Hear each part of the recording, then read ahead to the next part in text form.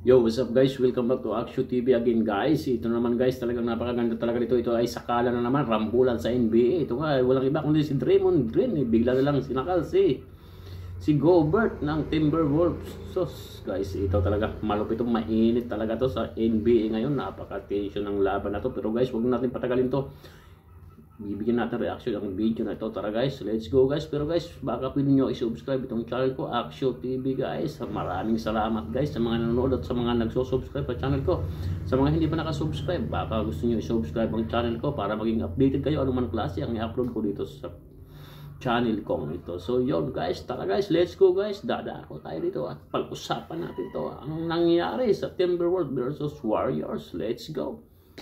Hinedlock ni Draymond Green si Rudy Gobert. Hinamon naman ng suntukan si Green. First time nasangkot sa malaking gulo si Klay Thompson. May bagong star player na ang Warriors. Kakasimula pa lang ng laban mga bro, rambulan agad sa laban ng Warriors at Wolves. Tila may bad blood ang dalawang teams na to. Nagsimula yan ang hawakan ni Klay Thompson ng jersey ni McDaniels na hindi naman syempre nagustuhan ng player ng Wolves. Hanggang sa nagkahigita na silang dalawa ng jersey mga bro at napunit pa ang jersey ni Klay.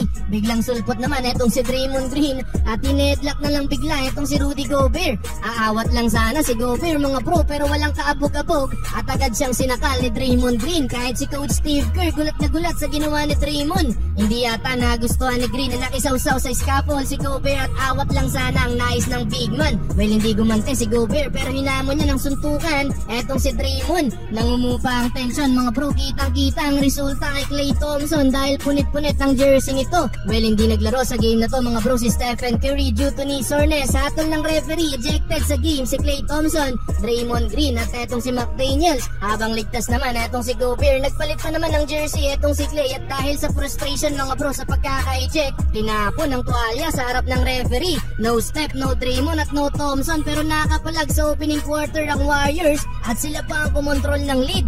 Second unit ng Warriors ang bumuhat mga bro, 9 points para sa rookie na si Podziemski, 6 kay Corey Joseph at 5 naman kay GP2. Well, kahit si Coach Steve Kerr mga bro nagalit kay Rudy Gobert nang sikuin nito si Dario Saric. End of first quarter, 30-22.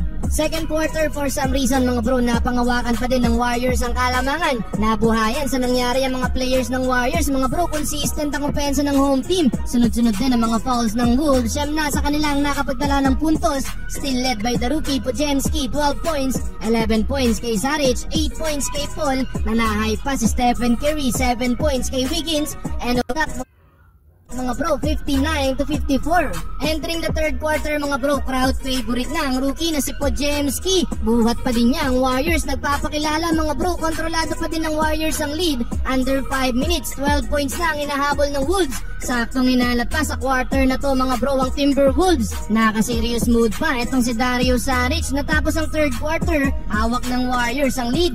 Humahabol pa ng buzzer beater 3-pointer si Podziemski. Napataas na lang ng kamay si Stephen Curry. Yun nga lang mga bro, pagpasok ng fourth quarter, takeover mode na si Karl Anthony Towns. Back-to-back 3-pointer under 7 minutes. Nakuha na din ng Minnesota ang kalamangan. Pero puti na lang mga bro, biglang takeover din itong si Chris Paul. Tabla lang ang laban under 4 minutes. Palitan na ng basket na magkabila ang kupunan mga bro. Podziemski another and one basket. Lamang ulit ang Warriors, 95-94. Kaso nakasagot agad sa kabila si Anthony Edwards. Last 2 minutes, Dario Saric clutch 3 points, abante ng 2 points ang Warriors, 98-96. Yun nga lang nakasagot din ng clutch 3-pointer si Karl Anthony Towns. At dahil dun mga bro, natalo pa ang Warriors.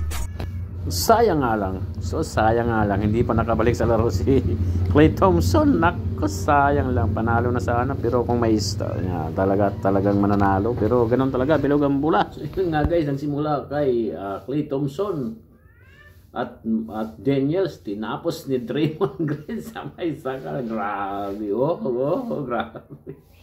Grabe, sinakal si Gobert, napakalaki pero buti mabait talaga to si Gobert. So yun guys, dapat nako, mahirap talaga to. Draymond Green, malupit, mahirap kalaban to. Katakot talaga si Draymond pag nakalit, kaya wag ka nang kumampi, wag ka nang lumapit pag si Draymond Green. Ang lupit talaga mga bro, ang tense, napaka-tense ngayon. At samantala Anthony Davis na naman at si Desmond, ano ba naman yan? Laro lang kasi. Ay, talo na eh. Yun guys. Hindi kasi naglaro si Stephen Curry. So yun guys, maraming salamat sa mga nanood, sa mga nag-subscribe sa akin. Maraming salamat. So yun guys, sa mga hindi pa nakasubscribe dyan, baka gusto nyo i-subscribe itong channel ko o baka gusto nyo ako tulungan na i-subscribe itong channel ko. So yun, maraming salamat guys. Hanggang dito lang ang vlog natin ngayon, araw na to. Maraming thank you so much. Maraming salamat. Peace out guys.